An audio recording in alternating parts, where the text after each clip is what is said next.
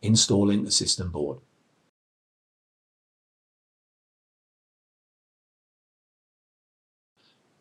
While holding the rear edge of the system board, align the connectors on the system board and the front of the node, and then lower the system board at an angle. Carefully seat the system board onto the corresponding guide pins and screw holes in the node. Fasten all the system board screws on the front of the node and on the system board.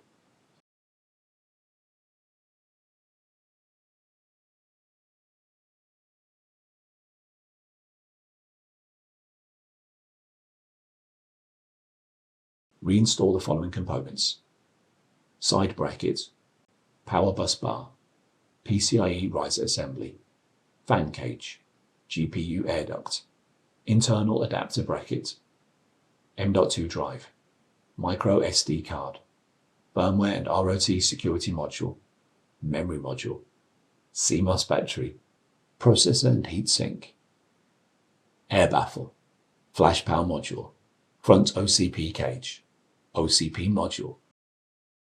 Refer to the following videos for the procedures.